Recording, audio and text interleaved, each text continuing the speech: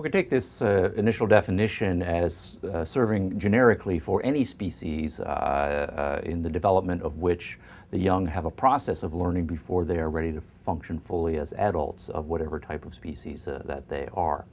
Of course, most plants, they don't have any learning component. Other species, perhaps like insects and fish, at most will have a minimal amount of learning that they engage in their lives before they're fully functioning adults. For more complicated species, though, it may be a matter of a season. Cats, for example, might be born in the spring, learn over the course of several months as they are growing into adult cats, and then by the fall come to sexual maturity and know everything that they need to know to function as adult cats. Dogs typically are a little bit longer. Dolphins, chimpanzees, and elephants, complicated species like that, their maturity is a longer process, a matter of many years. But even in the case of those more complicated animals, the amount of actual learning and education that they need to acquire in order to be able to function as adults in that species is much less than the amount of time that human beings engage in their education. So that points up, I think, one important philosophically charged fact about human education that I want to draw our attention to at the outset, and that is the length of time that we as human beings devote to this process of education. By the time, for example, even if we take as a baseline puberty, say here, biologically and hopefully psychologically, a young human being is going through the process of becoming an adult human being. That is 12 to 13 years on average. And so the idea is that childhood being a process of a dozen years or more, and that the primary thing that the student should be engaged in, or that the young person should be engaged in that point, is being a student or learning the things that he or she needs to be able to function, right, as a human being. That is an enormous investment in time. The other important thing, and I think distinctive thing about human education, is that we engage in the process systematically, right? So I'm going to use an abstract noun, systematicity.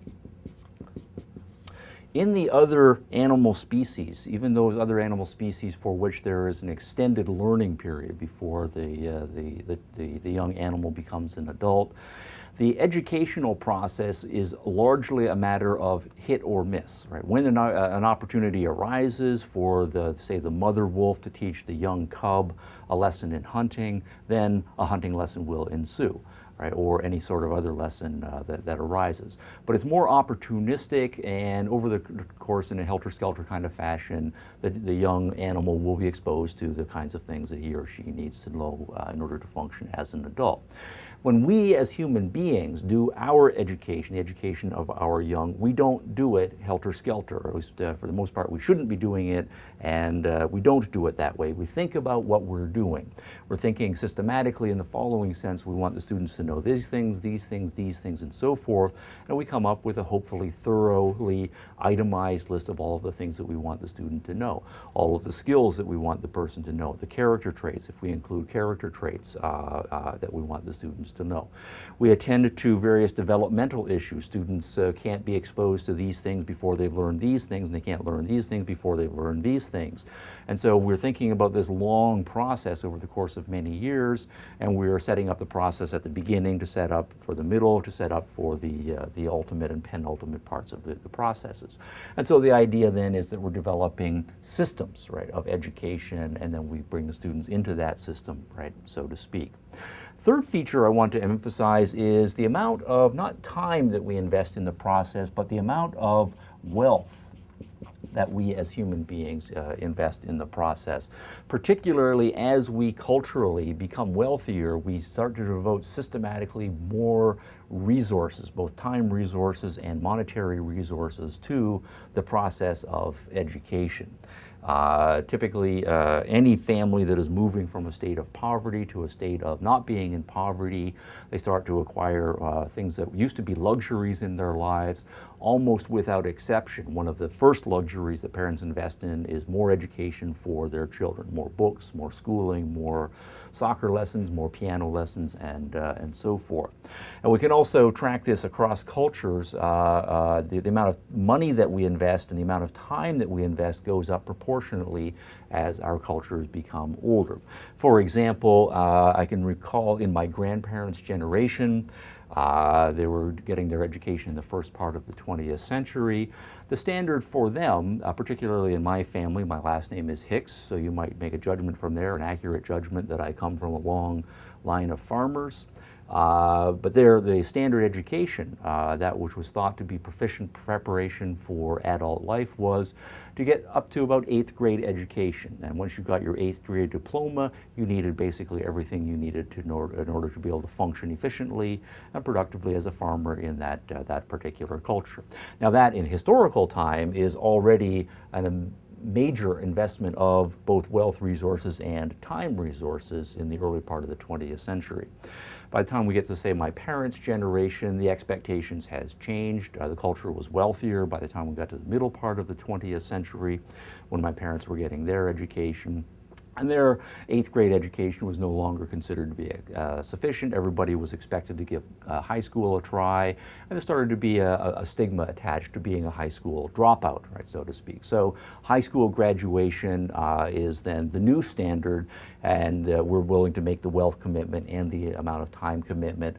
And so we're not expecting students to be fully functioning adults by the time they're 13 or 14.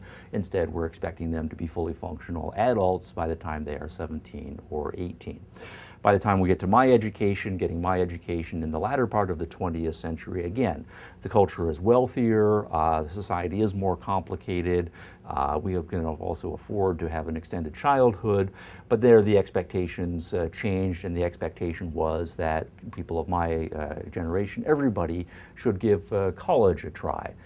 Now, my understanding is that by the early part of the 20th century, only about 23 to 25% of the adult Canadian and American population has a college degree, but the new aspiration is being set that giving colleges a try.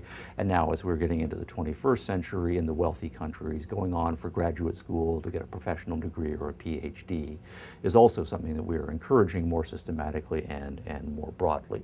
Now, the point then is, if you put all of these three together, the length of time that we as human beings invest in education, the systematic process that we are engaging in, and the amount of wealth that we are asking ourselves and other people to spend on this particular problem, this bears thinking upon. So if this is what we're doing, and we say, for example, by the time we're in our generation, college graduates, a student is 22 years or so, for the first 22 years of this person's life, we want their primary focus to be on education, and of course maybe having a part-time job here and there doing their chores and having lots of time for fun, but primarily their project is the educational process of learning to be a fully functional adult.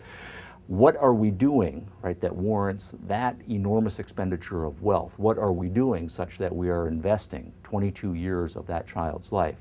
And what system are we going to put in place that warrants that amount of wealth being spent and that amount of time being put?